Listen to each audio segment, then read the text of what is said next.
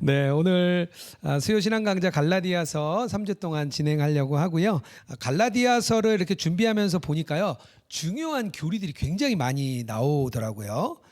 그래서 복음의 핵심 내용들을 아무래도 다루다 보니까 기초적인 교리가 있고요. 또 요거를 설명하려고 보니까 또 교리가 또 나오고요. 요걸 설명하려고 보니까 또 교리가 또 있더라고요. 그래서 그런 것들을 좀 하나하나씩 이렇게 짚어보면서 이렇게 좀 나가 보려고 합니다. 아마 연초기 때문에요. 정말 복음에 대해서 다시 한번 점검해 보고 다시 한번 확인해 보는 시간이 필요할 것 같습니다. 그래서 오늘은 갈라디아서 1장 1절부터 5절까지 읽었는데요. 제가 오늘 2장까지 나가게 됩니다. 끝나고 나서 숙제가 몇 가지 있습니다. 갈라디아서 1장부터 2장 이렇게 좀 읽어 주시고요. 질문을 제가 쭉쭉쭉 써놨는데요. 다시 한번 자신을 빗대 보시면 좋겠습니다. 들어가기 전에 사전 질문을 제가 한번 좀 3가지 정도 뽑아봤어요. 뭐냐면 요거 3가지를 알면 오늘 내용을 거의 다 이해하실 것 같아요. 첫 번째 질문은 뭐냐면요. 바울은 자기를 사도라고 칭하거든요. 왜 자기를 자꾸 사도라고 칭하느냐. 예수님을 직접 만나서 제자가 된 적도 없는 바울이 왜 자기를 자꾸 사도라고 칭하느냐. 이런 질문이죠. 우쭐대고 싶어서 이렇다고요. 아니면 자존심 때문에 아니면 특별한 이유가 있다. 번호 제가 1, 2, 3번인데요. 좀 생각해 보시고요. 두 번째 질문은요. 바울이 전한 복음과 다른 복음은 어떤 차이가 있을까? 그러려면 다른 복음을 좀 알아야 되겠죠. 그리고 또 바울이 전한 복음도 또 알아야 되겠죠. 이렇게 2가지를 이렇게 오늘의 핵심 내용입니다. 그 얘기를 이따 좀 나누려고 하고요. 또 3번째는요. 바울이 예루살렘을 방문합니다. 우리가 그냥 생각하는 것처럼 바울과 사도들이 다 서로 잘 알아가지고 우리 형제처럼 지내고 그랬던 게 아니에요. 바울이 사역했던 장소와 그리고 이렇게 제자들이 있던 장소가 완전 다릅니다. 지금도 부산에 있는 사람이 어떻게 신앙생활을 하는지 우리 모르잖아요. TV도 있고 온라인도 있고 스마트폰도 있는데 모르는데 그때 당시에는 걸어가야 되는 정도의 때였기 때문에 서로 몰랐어요. 서로 잘 몰랐습니다. 그런데 바울이 계속 예루살렘을 여러 차례 방문을 합니다. 왜 방문을 할까? 그리고 바울과 이 12제자들, 이 사도들이라고 하죠. 사도들의 관계는 어땠을까? 요 한 3가지 정도 질문에 답을 하실 수 있으면 오늘 갈라디아서를 잘 들으신 겁니다. 제가 오늘 한번 쭉쭉쭉 같이 가보겠습니다. 바울의 본명은 사울이죠. 사울은 사울이 바울 됐다 이렇게 얘기를 하는데 사실 사울은 이제 유대교에서 쓰던 이름이고요. 바울은 헬라식 이름입니다. 그러니까 바울이 사울이라는 이름, 그러니까 한 지역에 유대라는 지역에 있다가 전도 여행을 떠나기 시작하면서 헬라인들을 만나기 때문에 바울이라는 이름을 쓰게 되는 겁니다.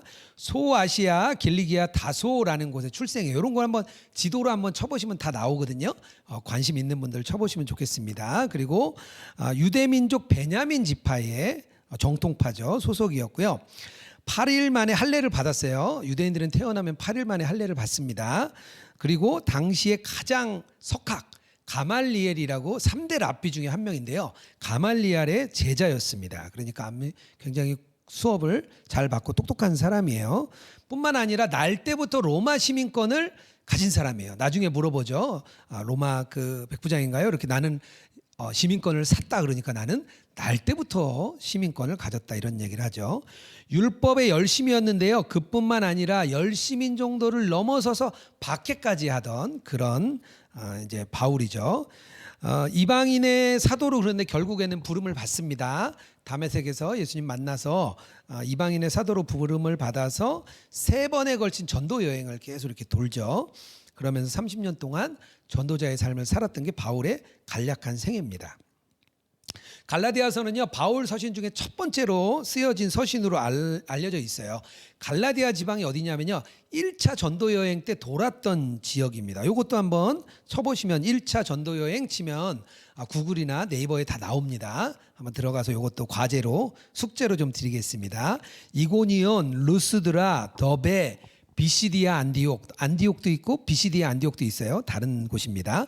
그쪽 지방을 이렇게 돌아다녔는데 이게 사도행전 13장, 14장에 가면 이 얘기가 나와요. 이 이야기들은 따로 궁금하신 분들 읽어보시면 되겠습니다. 갈라디아 교회의 상황이 있었어요. 그때 상황이 있었는데요. 제가 좀 쉽게 이렇게 좀 설명을 드리면 좋을 것 같아요. 우리가 시계추를 딱 돌려서 1980년대 그리고 그 인종차별이 가장 심하다고 하는 남아프리카 공화국, 우리가 남아공에 있는 거예요. 그런데 우리에게 프로젝트를 하나 줬어요. 저에게 프로젝트를 줬는데 무슨 프로젝트냐면 이렇게 건물을 하나 짓는 프로젝트예요. 근데 주어질 때 미션이 뭐였냐면 인종 상관없고 그리고 피부색 상관없고 크게 홀을 만들어서 다 같이 모임을 할 수 있는 그런 회관을 하나 만들어라. 그런 프로젝트가 저희한테 주어졌습니다. 그래서 모두가 다 들어가서 한 번에 모일 수 있는 그런 강당을 만들려고 그랬어요. 그래서 제가 설계를 했어요. 설계를 해놓고 이제 막 건물을 짓다가 갑자기 호출이 왔습니다. 긴급 호출을 받아서 다른 지역에 갔어요. 그런데 얼마 후에 편지가 한 통이 왔는데 어떤 편지가 왔냐면 우리가 세운 설계랑 다르게 설계를 하고 있다는 거예요. 어떤 새로운 건축가들이 와서 다시 설계를 하는데 이런 내용이에요. 방을 둘로 나눠야 된다. 하나는 흑인 방, 하나는 백인 방 이렇게 나눠야 된다. 일부 주민들이 또 동의를 했습니다. 대부분은 또 이렇게 생각을 해요. 인종과 피부가 다른데 어떻게 한 곳에 있냐. 백인 따로 흑인 따로 있어야지 같이 있으면 문제가 크게 생길 것 같다. 이런 생각들을 사람들이 하고 있는 거예요. 어떤 분들이 새로운 건축자한테 물었어요. 아니 왜 처음에 준비한 설계한 사람이 방을 하나로 만들었는데 왜 당신들 두 개로 만듭니까? 그랬더니 그 사람이 그러는 거예요. 첫 번째 설계자가 자격증이 없어요. 그분 건설 자격증이 없는 사람이에요. 건축 자격증도 없고 경험도 없어서 그런 걸 설계할 수 있는 사람이 아닙니다. 우리가 진짜 기술자예요. 우리 말을 들으시면 됩니다. 이렇게 얘기를 한 거예요. 제가 오늘 본문에 빗대어서 이야기를 좀 한 건데요. 무슨 얘기냐면 바울이 주로 하던 일이 뭐냐면요. 건물을 짓는 일이에요. 교회를 짓는 일인데 벽돌이나 시멘트로 교회를 짓는 게 아니고요. 바울은 사람으로 교회를 졌습니다. 그들에게 복음을 알려줬어요. 좋은 소식을 알려주고 그 뒤로 다른 지역으로 떠났습니다. 그랬더니 편지가 왔는데 불길한 소식이에요. 새로운 사람들이 예루살렘에서 왔는데 그 사람이 예루살렘에 있는 12사도들, 12제자의 진짜 제자라는 거예요. 그 사람들이 와서 이렇게 잘못했다 이거는. 이렇게 하면 안 된다. 우리가 예수님 믿지만 예수님을 믿는 이방인, 예수를 믿는 유대인 같이 있을 수는 없다. 우리 유대법에 의하면 이방인들이 할례도 받고 율법부터 지켜서 유대인이 되면 같이 있을 수 있지만 지금은 같이 있을 수 없다. 이렇게 얘기를 한 거예요. 이것이 참된 소식이다 이렇게 얘기를 했어요. 조금 이해가 되시죠? 약간 좀 이해가 되실 거예요. 바울이 갈라디아서 서두에 그러다 보니까 이런 상황이기 때문에 보통 편지를 쓸 때 칭찬도 하고 감사도 하고 기도도 하고 막 합니다. 그런데 갈라디아서는요 처음부터 아주 강하게 들어갑니다. 사도 바울이 갈라디아 교회의 교리적으로 잘못된 그 교리 때문에 위기에 처했어요. 또 바울의 위치도 의심을 받고 있는 거예요. 그런 교회를 다시 복음으로 돌리려고 하니까 아주 격해진 거죠. 그래서 그가 말하는 이 갈라디아서의 핵심이 두 가지가 있는데요. 뭐냐면 하나는요 사도권, 내가 진짜 사도야, 요 사도권이고요. 또 하나는 복음입니다. 이 두 가지를 머리에 두고 갈라디아서를 쭉 읽어 나가시면 이해하기가 좋습니다. 그렇다면 왜 자신을 사도라고 칭했을까요? 바울은 왜 나를 내가 사도야 이렇게 칭했을까요? 경쟁 관계에 있는 그 제자들은요 정통, 그 예수님의 12제자의 제자가 되는 정통파였어요. 그 사람들이 와서 바울은 이류야 이류, 그 사람 알지도 못해 그렇게 얘기를 한 거예요. 사도라는 뜻은요 뭐냐면 이렇게 보냄을 받았다, 그런 게 사도라는 뜻이에요. 어디에 내가 보낸다 이런 뜻이죠. 예수님이 부활한 뒤에 파송된 최초의 사람들, 그러니까 12제자, 요 12제자만 사도라고 칭했습니다. 그리고 특별히 예수님이 지정한 사람이 있어요. 한두 명 정도. 그분이 누구냐면 예수님의 형제 야고보. 야고보는 예루살렘 교회의 리더였습니다. 리더, 제일 권위자였어요. 예수님이 돌아가시고 야고보가 거기에 리더였어요. 요 사람 정도, 한 13명 정도만 사도라고 불렀지 아무도 사도라고 부를 수 없었어요. 사도는요 이렇게 계승도 안 돼요. 계승도 안 돼요. 그냥 그들이 죽으면 끝이에요. 그들이 인정하는 그 진짜 사도 베드로, 요한, 야고보 형제에게 직접 받은 메시지를 가지고 온 사람들이에요. 이 사람들이. 그 사람들이 바울은 사도가 아니다 이렇게 얘기를 한 거예요.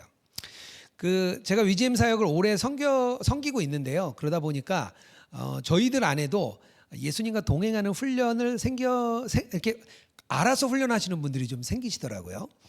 그래서 저희들에게 이제 막 연락이 옵니다. 어디서 그런 일을 한대요.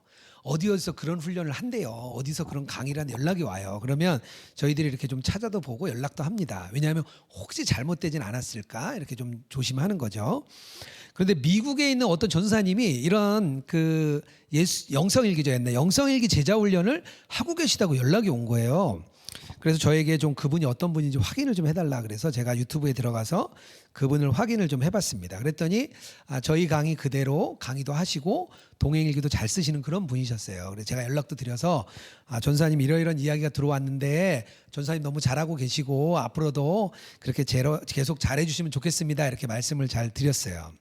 근데 만약에 제가 저에게 연락 주신 분에게 그 전사님이요 제가 알아보니까 그분은 아무래도 문제가 많은 것 같아요. 그분한테 절대 교육받으시면 안 됩니다. 그분 제가 보니까 예수님과 동행 훈련을 제대로 하는 분이 아니에요. 저희가 하는 대로 하셔야 됩니다. 이렇게 얘기했으면 아마 그 전사님이 굉장히 난감했을 거예요. 요 바울이 그런 상황이었어요. 사도 바울의 1절에서 자신을 사도라고 칭합니다. 그리고 다른 전도자들이 같이 있었어요. 바울이 항상 팀이 있었거든요. 디도도 같이 다녔고 디모데도 같이 다녔고 누가도 같이 다녔고 여러 사람들이 같이 다녔어요. 그 사람들은 뭐라고 하냐면 2절에 함께 있는 모든 형제, 나는 사도 너네들은 형제 이렇게 이야기를 하는 거예요. 다른 서신에서도 자신을 사도로 부름받았다. 로마서에 그렇게 얘기하고요. 하나님의 뜻으로 말미암아 사도가 되었다. 이렇게 또 얘기합니다.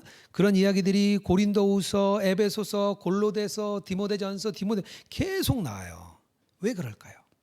이게 질문이죠. 자신을 높이는 걸 좋아했었을까요? 아니면 그냥 무시당하지 않으려고 했을까요? 그건 아닙니다. 그 이유는요. 자신이 전한 복음에 사활이 걸린 문제였기 때문이에요. 바울이 전하는 복음이 과연 진짜인가? 이거에 사활이 걸린 문제가 사도권과 연결이 되어 있었기 때문입니다. 만약에 바울이 예수 그리스도의 사도가 아니라면 교인들이 그의 복음을 거부하고 더 영향력 있는 사람의 말을 따랐을 거예요.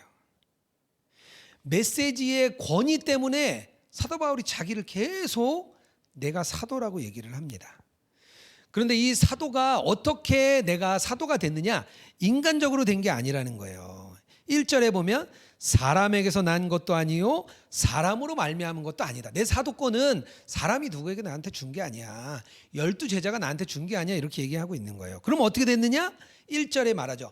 하나님 아버지로부터 신적인 권위가 있다는 거예요. 이 사도권은 신적인 권위가 있다는 거예요. 이 신적인 계시를요 12절에서 16절에 계속 설명합니다. 1장 12절에서 16절에 계속 설명을 해요. 13절 14절에는요 이런 얘기가 나옵니다. 그가 회심하기 전에 내가 어떤 사람이었는지 설명을 해요. 나는 유대교회에 있을 때 교회를 핍박했고 조상의 전통에 아주 열심히 했던 사람이다. 예루살렘 각 집에 다니면서 찾아낼 수 있는 교인들을 다 찾아내가지고 남녀를 붙잡아서 끌고 갔습니다. 그리스도인들이 사형에 처할 때 찬성을 했어요. 교회를 핍박하는 것 정도가 아니라 박멸하려고 했던 사람입니다. 그렇기 때문에 그는 그리스도를 알기 전에 자기는 어디에 속했다 그러냐면 사단에 속했다고 얘기를 하는 거예요. 13절 14절에 나와요. 그리고 자기는 사단이 하던 일을 하던 그런 존재였다. 그래서 나는 하나님의 그 자비를 받을 자격도 없고 요구할 수도 없는 사람입니다. 이게 사도 바울의 회심 전의 일이에요. 그랬던 그가 다메섹에서 예수님을 만나죠. 그가 회심했을 때 어떤 일이 일어나냐면요 15절 16절에 나오는데요 하나님이 자비하심으로 그를 찾았다는 거예요. 내가 하나님을 붙잡은 게 아니에요. 하나님이 찾아왔고요. 근데 언제 찾았냐? 태어나기 전부터 택하심을 잡았다고 얘기를 해요. 그리고 하나님이 은혜로 부르신 거죠. 그리고 자신의 아들을 바울 속에서 나타내기를 기뻐했다. 이렇게 말을 합니다. 이렇게 순서가 있어요. 나는 죄인이었고요. 하나님께서 나를 뱃속에서부터 이미 택하셨어요. 택하신 나를 부르셨어요. 부르시고 내 속에 그리스도가 나타나는 걸 기뻐하셨다는 거예요. 이 순서가 이렇게 우리 회심의 연속입니다. 특히 다메섹 도상에서 예수님을 만난 그 사건이 신적인 계시로 이야기를 하는 거예요. 그 후로도 바울의 사역에는요 늘 하나님의 은혜가 있어요. 고난도 있었고 고통도 있었고 어려움도 있었지만 늘 은혜가 바울 사역을 덮어줬습니다. 그를 부르신 이유가 있었는데요. 뭐냐면요, 이방인의 사도로 보내기 위해서 그를 부르신 거예요. 죄인이었어요. 뱃속에 있을 때부터 택하셨어요. 그를 부르셨어요. 그 안에 예수님이 나타나길 기뻐하셨어요. 그리고 기뻐한 나를 가지고 이방인의 산으로 보내신 거죠. 1년의 과정이 쭉 있습니다. 이게 바로 복음의 과정이에요. 제가 질문 드리고 싶은 거는요, 내가 지금 받은 직분, 집사로, 성도로, 권사로, 팀장으로, 리더로 나를 부르셨는데 누가 불렀냐 이거죠. 누가 나를, 교회에 누가 불렀냐 이거죠. 교회가 불렀나요? 아니 목사님이 그냥 전화해서 나 오기 싫은데요. 한 번만 해주세요. 막 이렇게 하셨나요? 아니면 주님이 부르셨는지. 이거는 스스로 주님과 나와 결정해야 될 아주 중요한 문제입니다. 우리가 은혜를 어디서 누리느냐? 물론 우리가 회개할 때 은혜를 누립니다. 우리의 죄의 문제를 가지고 십자가 앞에 나가서 기도할 때 은혜를 누립니다. 그런데요, 더 큰 은혜가 주어지는 게 있어요. 뭐냐면요, 하나님의 일을 할 때 더 큰 은혜가 있어요. 사도 바울이 그랬어요. 분명히 다메섹에서 예수님을 만날 때 은혜를 입었는데요, 나의 은혜는 주의 일을 하면서 전 세계를 다니면서 복음을 전할 때 더 큰 은혜가 있었다고 이야기를 합니다. 우리가 은혜에 대한 패러다임의 전환이 필요해야 돼요. 우리가 회개하고 기도할 때만 은혜가 있는 게 아니고요, 주의 일을 할 때 은혜가 있습니다. 어떤 분이 그러시더라고요. 교회에서 굉장히 열심히 사역하는 분이 있어요. 그분 불쌍해. 안쓰러워. 자기 일도 없나 봐. 맨날 교회에 와서 얼마나 애쓰는지 참 안쓰러워. 그렇게 얘기할 게 아니에요. 그분에게 은혜가 있는 거예요. 왜? 주의 일을 하니까요. 그렇게 따지면요, 제일 불쌍한 사람이요, 목사님하고 전도사님이에요. 맨날 교회 와요. 맨날 새벽 예배 나오고 예배 드리고 전 예배 다 참석하잖아요. 얼마나 안쓰러워요. 근데 은혜가 있다는 거죠. 주의 일을 할 때 은혜가 있습니다. 직장에서의 나의 삶이 하나님의 일이라면, 하나님 나라를 위한 일이라면 은혜가 있죠. 그런데 그냥 돈도 좀 잘 벌고 또 명예도 얻고 남들에게 좋은 평판도 얻고 그렇다면 은혜는 있겠죠. 아주 조금 겨우 견딜 만큼 은혜가 있겠죠. 그래서 우리가 직장에서의 삶도 하나님 나라를 위한 삶이라는 거, 내가 직장에서 만나는 사람, 나와 함께 통화하는 사람, 거래처 사람 다 내가 주님의 통로가 되는, 사도 바울처럼 이렇게 흘러가는 그런 관계 속에 있다는 것을 잘 우리가 나에게 좀 적용해 봤으면 좋겠습니다. 그렇다면 바울이 전한 복음과 다른 복음엔 어떤 차이가 있을까요? 바울이 전한 복음과 다른 복음이요, 교회에 들어왔을 때 교인들의 자세가 나와요. 그게 몇 절에 나오냐면 1장 6절에 나와요. 뭐라고 했냐면요, 그냥 잘 따랐대요. 그래서 바울이 뭐라면 이상하다는 거예요. 왜 그걸 따르는지, 속히 그걸 따르는 게 너무 이상했다는 거예요. 그 당시에 잘못된 신앙 주장들 한 3가지 정도 제가 정리를 좀 해봤습니다. 첫 번째는 갈라디아 교회에 나타난 문제였기 때문에요, 갈라디안주의라고 했습니다. 뭐냐면요, 믿음으로 구원을 받아요. 그건 다 똑같아요. 그런데 그것을 보존하는 거는요, 구원을 보존하는 건 율법이라는 거예요. 율법을 지킴으로 그 구원이 이어진다는 겁니다. 시작은 믿음으로 했는데 신앙은 율법으로 하는 사람들이죠. 이런 분들 지금도 많아요. 요즘 이런 분들이 가장 많습니다. 지난 주일에 목사님이 말씀에 이렇게 이야기하셨죠. 우리가 한번 잘해봐야지, 한번 내 자신을 죽여봐야지, 그럼 내가 열심히 할 거야. 그거부터 이야기를 한다고 얘기했습니다. 물론 율법을 지켜야 됩니다. 근데 달라요. 우린 구원받기 위해 율법을 지키는 사람들이 아니에요. 그럼 왜 지키냐? 하나님이 기뻐하시니까. 하나님 기뻐하시니까 지키는 거죠. 구원과 관계 있는 게 아니에요. 구원은 이미 우리가 얻었습니다. 구원을 우리가 받았는데 우리가 기뻐하니까, 주님이 가장 기뻐하는 일을 우리가 하고 싶잖아요. 근데 하나님이 율법을 줄 때, 야 니네 이거 못 지켜가지고 큰일 나봐라, 이런 게 아니거든요. 하나님의 율법이 주님이 기뻐 받으시는 일이기 때문에 우리가 율법을 지킵니다. 지금 시대에 가장 힘 있는 신학적 사고가 있습니다. 뭐 조금 공부하시는 분들은 이런 이야기도 들어보셨을 거예요. 바울의 세관점이라는 학파가 있습니다. 나중에 궁금하시면 저에게 한번 찾아오세요. 제가 설명 좀 드리겠습니다. 어쨌든 이것을 전하는 분들이 있는데요. 그중에 가장 유명한 사람이 톰 라이트라는 사람이에요. IBF에서 이분 책이 한 37권 정도 나왔습니다. 우리나라 목회자들에게 가장 영향력 있는 사람 중에 한 분이에요. 아마 이 그 세관점 학파의 영향이 보통 10년, 20년 뒤에 나타나거든요. 신학은 아마 얼마 후에 이런 일들이 교회에 많이 나타날 건데요. 이게 바로 비슷합니다. 조금 다르긴 하지만 구원은 믿음으로 얻고 뭔가 신앙을 지켜나가는 거예요. 우리가 이 이스라엘 백성이 돼서 율법을 지켜나가다가 마지막에 구원의 확신을 받는다. 이런 이야기입니다.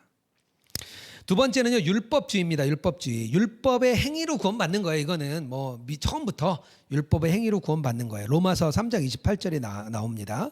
의롭다 칭함을 받는 것이 아니라 의롭게 되기 위해 계속 노력하는 거예요. 카톨릭이 여기에 아주 가깝습니다. 그래서 카톨릭은 교회를 뭐라고 얘기하냐면요, 은혜의 저수지라 그래요. 이렇게 와서 이렇게 은혜를 줘야 돼요.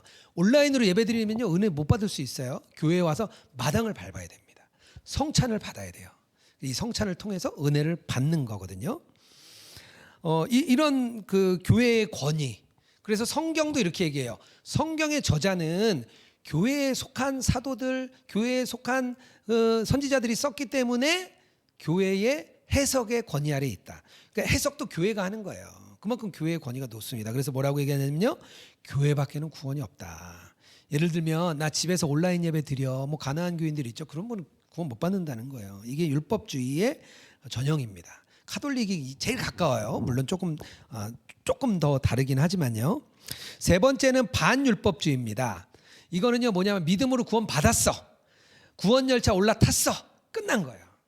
내가 거룩해 될 필요도 없고 좀 더 거룩하게 살 필요도 없고 구원 열차 올라탔기 때문에 몇 년, 몇 월, 며칠 구원 받았다. 뭐 이 구원파 이런 이야기가 있죠.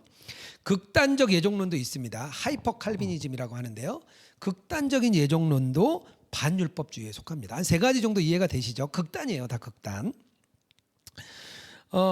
근데 좀 이런 것 같아요. 지금도 이런 갈라디안주의가 나타나는 이유, 그때도 갈라디안주의가 나타나는 이유는 뭐냐면요, 성도들이 삶으로 살지 못했기 때문이에요. 그러다 보니까 가운데 있어야 될 시계추가 이렇게 올라가서 이 시계추가 제대로 못 사니까요, 여기를 와야 되잖아요. 그럼 어떻게 하죠? 끌어내려야죠. 끌어내리려면 어떻게 하죠? 당겨야 되는데 여기까지 오려 그러면 요거를 당기려고 하면 어디까지 당겨야 될까요? 여기까지 당겨야 되는 거예요. 그래서 이걸 당기면 이만치 올라가는 거예요. 그래서 항상 신학은요, 이만큼 올라간 신학이 나타납니다. 갈라디안주의가 나온 이유도 성도들이 삶을 제대로 못 사니까 반대편 이야기가 자꾸, 야 니네들 구원받았다고 끝나는 거 아니다. 율법 안 지키고 할례 안 받으면 니네 안 된다. 이렇게 얘기를 하는 거예요. 지금도 비슷합니다. 지금 왜 비슷한 사고들이 나오냐? 성도들이 삶으로 살아내지 못하기 때문에 반대편에 아주 이야기들이 나오는 거예요. 교직 교사들의 특징이 있는데요. 그들은 어떻게 하냐면 교회를 괴롭게 합니다. 교회를 아주 괴롭게 해요. 복음을 바꿔요. 복음으로부터 사람들을 이렇게 떠나게 합니다. 그래서 갈라디아 교회 교인들도 빨리 그거를 따라갔다는 거예요. 이게 아주 큰 문제인 거죠. 그렇다면 이제 바울이 전한 복음 무엇이냐? 다른 복음 이야기했어요. 바울이 전한 복음은 무엇이냐? 복음의 핵심 내용은요, 2장 15절에서 21절까지 나옵니다. 이거를 쭉 읽어보시면 복음의 핵심 내용이 나옵니다. 어려우니까 제가 설명을 드릴게요. 읽어도 뭔 말인지 잘 어렵습니다. 복음의 핵심이 있는데요, 이거예요. 뭐냐면 하나님 앞에서 죄인이 어떻게 의롭게 되느냐. 우리가 막 여러 가지 이야기하지만요, 제일 서두는요, 제일 시작해야 될 출발점은 뭐냐면 하나님 앞에 섰는데 내가 어떻게 의롭게 될 것이냐. 우리가 마지막 심판 앞에 서잖아요. 하나님 앞에 쓴단 말이에요. 하나님 앞에 섰을 때 어떻게 우리가 의롭게 되느냐, 이게 답변입니다. 이거에 대한 답변이 복음이에요. 그래서 그리스도인이 되는 가장 중요한 단어가 의라는 겁니다. 의. 그리고 또 의롭게 하다, 뭐 이렇게 이야기하죠. 한자로는 칭의, 의롭게 하다, 의라는 거예요. 의는 하나님의 복음을 믿는 그 자녀들에게 이렇게 주는 정체성이에요. 정체성. 그러니까 쉽게 정체성, 우리의 정체성이라고 이해하시면 좋을 것 같아요. 그래서 하나님이 구원의 표시로 너희는 의롭다. 그래 너네는 의로운 정체성을 가진 사람들이야. 이렇게 얘기를 하는 거예요. 그래서 의롭다고 칭함을 받는 거죠. 사람들이 의롭게 되는 방법이 필요하잖아요. 그러면 우리가 의롭게 돼야 되잖아요. 이제 알았어요. 하나님 앞에서 의롭게 돼야 됩니다. 이론적으로 두 가지가 있습니다. 하나가 아니에요. 두 개예요. 첫 번째 뭐냐면요. 율법을 다 지키면 돼요. 하나님이 율법을 주신 게 있는데요. 율법을 다 지키면 됩니다. 구약의 율법을 613가지 정도라고 보통 이야기를 합니다. 그걸 다 지키고요. 또 하나, 예수님이 오셔서 새 언약을 주셨어요. 마음에 관계된 거예요. 마음에. 그래서 마음의 중심. 왜 그런 얘기 하잖아요. 예수님이 이렇게 마음으로 그렇게 여기면 그것도 죄가 된다고 얘기하잖아요. 이제 다 지키면 되는 거 알았죠? 구약의 율법 다 지키고 예수님이 말씀하신 것까지 다 지키면 구원을 받습니다. 이게 구원의 첫 번째 구원받는 방법이에요. 문제는 율법을 지킬 수 있을까요? 없을까요? 없죠. 없어요. 열심히 하면 되지 않을까요? 안 돼요. 왜 안 될까요? 왜냐하면요, 우리는요 태어날 때부터 근본적으로 하나님으로 떠났기 때문이에요. 우리의 마음이 부패한 상태로 태어났기 때문에 우리가 지킬 수가 없는 거예요. 이미 우리는 아담 때부터 부패하게 되고 그 근본적으로 우리가 가져야 될 하나님 사랑, 이웃 사랑이 안 되는 거예요. 우리 마음에 하나님 사랑하고 이웃 사랑하는 게 안 되는 거예요. 태어날 때부터. 그렇기 때문에 안 되는 거예요. 첫 번째 방법이 안 된다고 말씀드렸습니다. 그렇다면 두 번째 방법이 있는데요. 그건 뭐냐면요. 우리가 잘 아는 예수 그리스도의 그 십자가 복음을 믿는 거예요. 우리가 믿으면 되는 거예요. 근데 그럼 또 질문이 되죠. 왜 예수님의 십자가 복음을 믿어야 되느냐? 그리고 왜 그걸 믿으면 구원이 되느냐? 이것도 좀 알아야 되겠죠.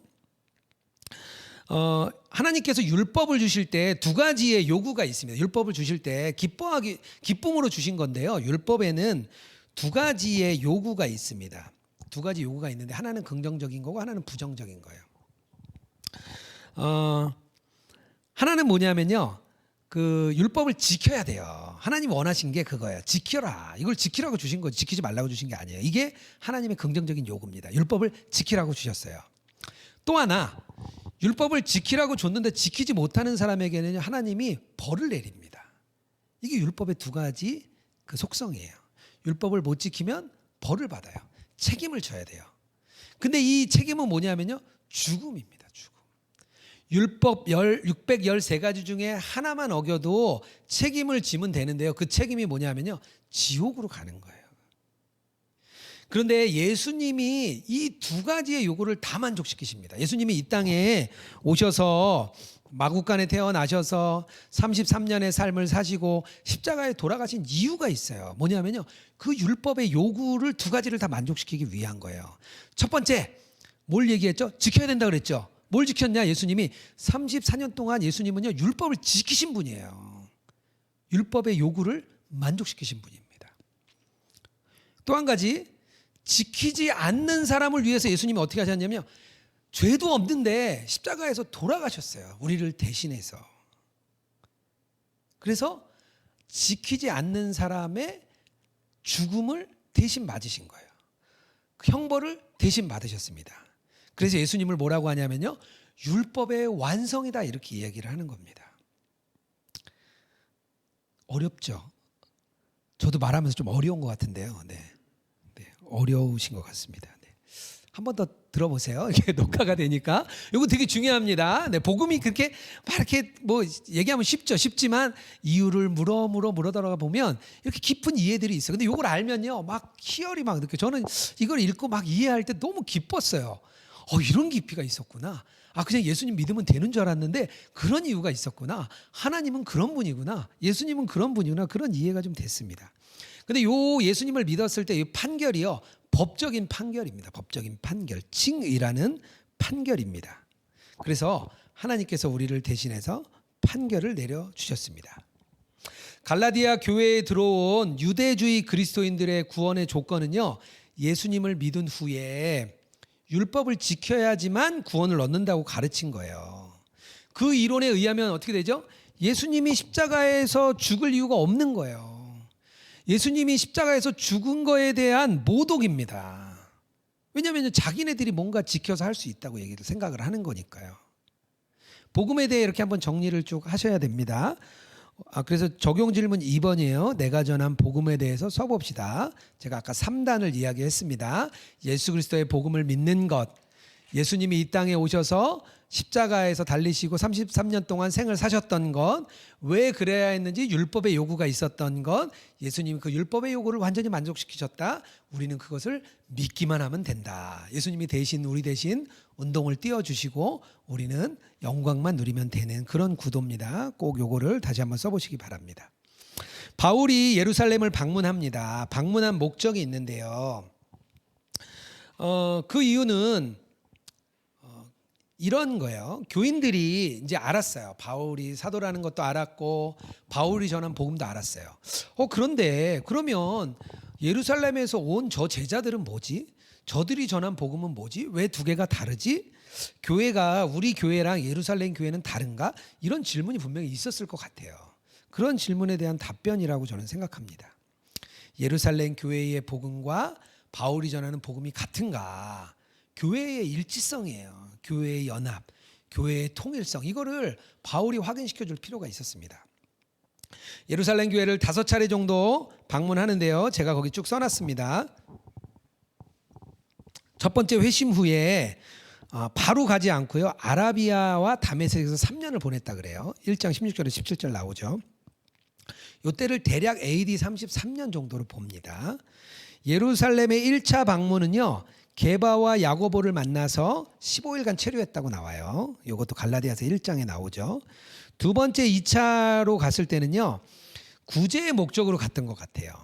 이때는 사도행전 11장 30절에 나온다고 제가 써드렸고요. 이 방문을 마치고 1차 전도여행을 떠납니다. 그때가 AD 한 46년 정도. 그리고 오늘 가장 중요한 3차 방문이에요. 이게 뭐냐면 그런 이야기가 나옵니다. 갈라디아서 2장 1절에 14년 후에 회심하고 14년 후란 얘기예요. 그러니까 회심이 아니라 야고보를 만나고 첫 번째 1차 방문 후 14년이니까 딱 AD 50년입니다. 이때는 교리를 확정할 목적으로 가게 됩니다. 4차 5차는 쭉 읽어보시면 될 것 같고요. 그들이 예수님 사도 바울이요. 이제 사울과 바나바와 예루살렘에 있는 지도자들이 만나서 악수를 합니다. 이 악수를 화해의 악수라고 보통 표현을 해요. 바울이 전하는 진리와 예루살렘 교회의 지도자들의 진리가 같다. 이것을 서로 확인하는 걸로 악수를 했다. 보통 이렇게 이야기를 합니다. 3가지 내용인데요. 첫 번째 뭐냐면요. 바울의 복음에 결함이 없다. 이게 첫 번째 확인한 거예요. 할례를 받아야 한다는 걸 첨가하지 않아도 된다. 이렇게 이야기를 하고 있습니다. 갈라디아서 2장 1절부터 쭉 나와요. 그리고 두 번째는요. 분업을 하기로 합니다. 그래서 바울 당신은 이방인의 세계로 가고 우리는 유대인에게로 간다. 왠지 바울이 더 큰 걸 맡은 것 같죠. 나는 유대인만 가고 유대인을 뺀 모든 민족에게 당신을 보낸다. 바울의 역할이 엄청나게 크게 느껴집니다. 그리고 세 번째는요. 가난한 자들을 계속 기억해 달라. 이 얘기를 합니다. 이 3가지가 그 방문에서 이루어진 이야기예요. 바울은요. 그곳에 복음을 배우기 위해 간 것이 아닙니다. 하나님의 계시로 그곳에 갔다. 분명히 그 쭉 읽어보면 그 얘기에 나와요. 그래서 그곳에서 자신이 이방인에게 무엇을 전했는지 어떤 복음을 전했는지 이야기하고요. 믿음의 중심지였던 예루살렘 교회. 그래서 핵심이죠. 예루살렘 교회의 핵심과 연합과 통일성 이것을 유지시켜 줍니다. 복음이라는 거는요. 십자가에 달렸다 부활하신 예수님이 세상의 주인이다. 뭐 이런 선포예요. 그게 복음입니다. 그리고 만약에 그분이 세상의 주인이라면 그분을 믿는 모든 사람이 똑같아야 된다는 거예요. 유대인 중심, 이방인 중심이 아니라 예수님 중심이기 때문에 다른 사람이 같은 거예요. 인종이나 국적으로 구별할 수 있는 게 아닙니다. 바울이 아마 이랬으면 편했을 거예요. 이방인 교회 하고 유대인 교회하고, 미국에 가면 지금도 많이 그렇습니다. 아시아인 교회, 한국인 교회, 중국인들은 중국인 교회, 미국인들은 미국 교회, 흑인들은 흑인, 이렇게 모여서 살아요. 지금도 그 갈등이 심하게 돼 있습니다. 하지만 바울은요, 일치와 연합을 굉장히 중요하게 생각했습니다. 우리가 교회 안에서 이런 부분을 우리가 좀 잘 지켜야 된다, 저는 생각을 합니다. 교회 안에서 하나 되기 위한 사명을 우리가 잘 붙들어야 돼요. 심지어는 지금의 교회 중에서 말도 안 되는 교회, 진짜 너무 답답한 교회, 너무 정치적인 교회, 너무 문제가 많은 교회, 그런 교회도 나의 교회라 생각하고 우리가 함께 기도하고 눈물로 함께 나가야 되는 그런 사명이 있습니다. 적용 질문 제가 써놨습니다. 이런 분열이 있는지 꼭 한번 써보시기 바랍니다. 그렇다면요, 마지막 5번째로 어떻게 살아야 되는가? 어떻게 살아야 되는가가 중요한데요. 사도 바울이 안디옥에서 베드로와 있었던 사건을 하나 이야기합니다. 내용은 이런 거예요. 안디옥이 예루살렘으로부터 한 500km 정도 떨어진 곳에 있는 아주 기독교 중심지 중에 하나였어요. 나중에 예루살렘에서 안디옥으로 중심지가 옮겨갈 정도였습니다. 그곳의 제자들이 처음에 그리스도인이라고 불렸던 사람들, 메시아의 사람들이다 이렇게 불렸던 그런 곳이에요. 그곳에는요, 유대인과 이방인 교인들이 같이 이렇게 식사를 했던 것 같아요. 그런데 베드로가 그렇잖아요. 베드로가 고넬료의 집에 가서 이방인에게도 성령이 들어가는 걸 보고 그 마음이 풀렸잖아요. 그래서 아마 안디옥에 있을 때 같이 식사를 했던 것 같아요. 문제는 야고보로부터, 예루살렘의 야고보의 제자들로부터 온 사람이 오니까 베드로가 이방인과 식사를 하다 도망을 갑니다. 외식을 하는 거죠. 그걸 보고 바나바도 도망을 가요. 그래서 바울이 그거를 굉장히 책망했다 내가 이야기를 합니다. 그 이야기를 한 이유는요, 나는 베드로도 책망하는 그런 사람이야 이런 게 아니에요. 그런 마음이 가지고 그걸 책망한 게 아니에요. 베드로의 문제가 갈라디안주의와 아주 관계가 있었기 때문입니다. 갈라디안주의가 그거잖아요. 이방인이 유대인이 되려면 할례도 받고 율법도 지켜서 이방인이 유대인이 돼야 같이 밥을 먹을 수 있는 거예요. 이 이야기가 그대로 베드로 사건에 나타나고 있는 겁니다. 유대인과 이방인이 한 식탁에서 식사를 할 수 없다면 그러면 진정한 예수님의 제자는 누구냐 이거죠. 누가 진짜 하나님의 백성이냐 이런 질문이 일어날 수 있습니다. 하나님의 백성이 되었다면 누구나 율법을 지키는 거, 할례를 받는 거와 관계없이 동일한 그리스도인이 돼야 된다는 거예요. 그게 바울의 주장이고요. 그거를 깨뜨린 바로 베드로를 책망을 한 겁니다. 바울이 강조하고 싶었던 건요, 우리가 새로운 정체성을 가졌다는 거예요. 우리가 새로운 사람이 된 거예요. 이방인도 아니고 유대인도 아니고 우리는 그리스도인이라는, 메시아의 백성이라는 새로운 정체성이 우리 안에 일어난 것입니다. 새로운 그 의가 우리 안에 들어왔고요, 우리는 그 의를 가진 새로운 정체성으로 태어난 거예요. 그 안에 계신 예수 그리스도로 말미암아 우리가 사는 것이야. 그게 그리스도인의 삶이야. 그러면서 우리가 가장 잘 아는 갈라디아서 2장 20절의 말씀을 해주는 겁니다. 이거 한번 써보세요. 제가 일부러 얘기 안 할게요. 써보세요. 이렇게 사는 사람은요, 사람을 두려워하지 않습니다. 베드로가 누굴 두려워한 거죠? 사람을 두려워한 거예요. 야고보로부터 온 사람들을 두려워하는 거죠. 예수님의 의가 우리 안에 있는 사람들은 세상을 두려워하지 않습니다. 사람을 두려워하지도 않아요. 오직 여호와를 두려워하고 의식하며 사는 거예요. 잠언 29장 25절입니다. 사람을 두려워하면 올무에 걸리게 되거니와 여호와를 의지하는 자는 안전하리라. 한번 좀 꼭 써보세요. 세상을 살다 보면 세상이 좀 두려울 때가 있습니다. 위대한 베드로도 바나바도 그랬어요.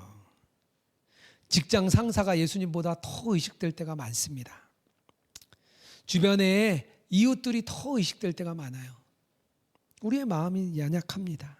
하지만 우리는요, 새로운 정체성, 그리스도의 의를 받은 사람이기 때문에요, 우리가 예수님을 의지하면서 살아가는 거예요. 그 의를 가진 사람이 살아가는 방법이 뭐냐? 위드 지저스 하는 거죠. 예수님과 함께 동행하면서 예수님 생각하고 예수님 의식하고 우리 안에 계신 예수님을 자꾸 잊어버리니까 그것을 의식하면서 살아가라고 우리가 예수 동행 운동을 계속해서 펼쳐나가고 있는 것입니다. 오늘 마지막 적용 질문은요. 사람보다 더욱 주님을 두려워하는 삶을 살고 있는지, 아니면 내가 아직도 사람 두렵고 환경 두렵고 남의 시선 두렵고 그런 두려움이 있는지 한번 써보고요. 다시 저는 그것보다 주님 결단합니다. 이렇게 오늘 동행일기에다가 한번 남겨보시면 서로 큰 은혜가 있을 것 같습니다.